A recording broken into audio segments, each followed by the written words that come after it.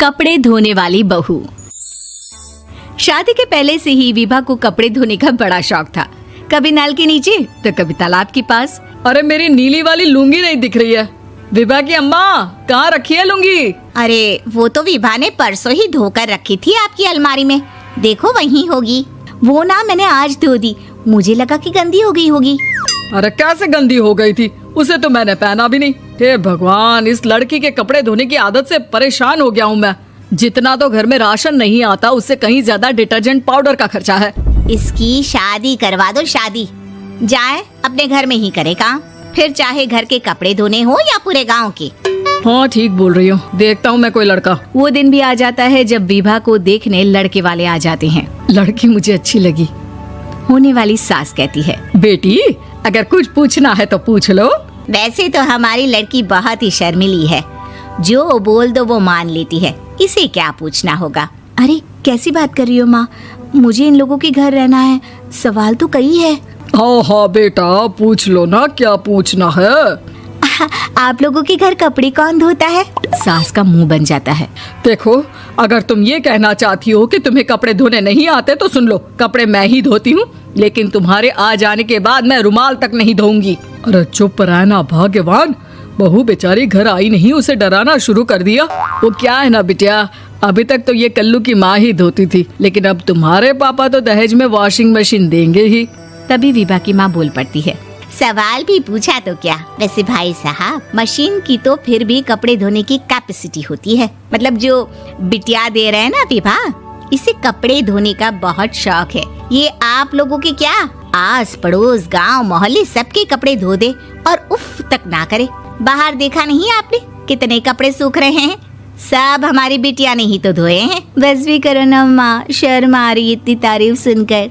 और तो और एक दाग निकाल कर दिखाओ तो मान जाऊँ। हाँ अच्छा अच्छा, माफ करना बेटा, मैंने गलत समझा। हमें तो रिश्ता बहुत पसंद है। और ऐसे जुड़ जाता है रिश्ता कपड़े धोने का शौक रखने वाली विभा का। उसकी शादी हो जाती है कोयला फैक्ट्री में काम करने वाले कल्लू के साथ। शादी के बाद अचानक विभा चिल्लाती हुई सास के पास आती है। सासू माँ, अरे सासू माँ कहाँ है आप? ये तो धोखा है, धोखा दिया आप लोगों ने मुझे। इसे ससुर के चक्कर के बारे में पता चल गया। अरे तो उसमें तुझे क्यों धोखा मिला है? अरे नल में पानी नहीं आता, कपड़े कैसे कब धुलेंगे? अच्छा अच्छा, तू पानी नहीं आ रहा उसकी बात कर रही है। तो आपने क्या सोचा? कुछ नहीं। अच्छा, तेरी माँ ने कहा था कि कपड़े धोने का शौक है तुझे, याद आया मुझे। शौक शौक बोलकर कपड़े धोने वाले मेरे जुनून को कम ना आके सासू माँ, कपड़ा धोना मेरा गुरूर है। तभी पति भी वहाँ आ जाता है। अभी अभी मैंने इसे सनी देओल की फिल्म दिखाई है, उसी के डायलॉग मार रही है माँ। अच्छा सुन, साफ साफ बता रही हूँ, पानी सुबह 4 से 6 और शाम को 10 से 12 आता है, समझी? विभा टाइमिंग सुनकर हैरान हो जाती है। ये क्या भूतों का मोहल्ला है?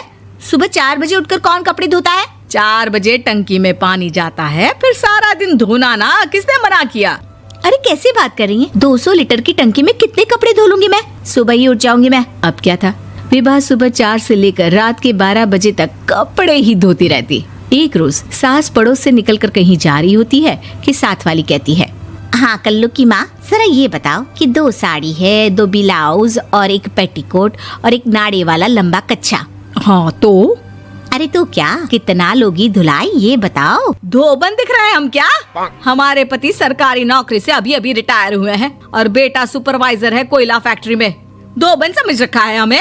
हाय रे कल्लू की अम्मा, माफ कर दो, वो तो मोहल्ले में यही सब बता रहे थे कि तुमने बहू को कपड़ा धुलवाने के काम में लगा दिया है। सास को पड़ोसन की बात सुनकर गुस्सा आ जाता है। वो घर पहुंचती है जहां घर के बाहर ही इतने सारे कपड़े सूख रहे होते हैं जितने कि किसी धोबन के घर पर। अरे ओ कल्लू की दुल्हन, बाहर निकल।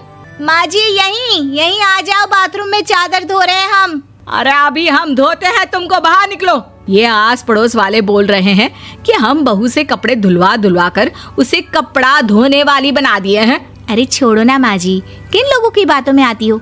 आस पास के लोगों का तो काम ही होता है कि वो किसी तरह सास बहू को लड़ा दे। बहू सारे घर के कपड़े धोती है, ये क्या कम है? बोलिए। सास को भी लग जाता है कि वो बहू का ये सनकीपन नहीं छुड़वा सकती, इससे अच्छा है कि खुद ही चुप हो जाए। एक रोज सास और बहू मंदिर जाते हैं, जहाँ सास की साड़ी वहाँ खड़ी भीख मांगने वाली से मिलती है। माँ जी क्या बात है, आपकी आपकी साड़ी उस भिखारन से कितनी मिल रही है ना? हाँ हाँ देखो तो, दोनों की साड़ी मिल रही है। क्या बात है कल्लू की अम्मा, तुम खुद को तो अफसर की बीवी बताती हो और ऐसी सिंपल सी प्लेन साड़ी पहनकर घूमती हो। सिंपल और प्लेन नहीं है ये साड़ी। तो क्या सोने के धागे से फूल बने हैं? कुछ भी सासू माँ, कुछ भी। हाँ बने थे इस साड़ी में सोने के धागे से फूल। मेरे पति लेकर आए थे मद्रास से स्पेशली मेरे लिए 10,000 की। ताहे भाई साहब इस भिखारन के लिए भी सेम टू सेम साड़ी लेकर आए होंगे 10,000 की। सास उस वक्त कुछ नहीं कहती, लेकिन बहू के साथ घर आती है और अलमारी से एल्बम निकाल कर लाती है। ये साड़ी देख रही है, ये वही साड़ी है जिसे मैंने अभी पहना था। इस साड़ी में ये जो चमकदार फूल दिख रहे हैं ना, ये सोने के धागों से काढ़े गए हैं। लेकिन तू लोकल वॉशिंग मशीन ब्रश से घिस घिस कर सारे फूलों को निकाल कर साड़ी प्लेन कर दी।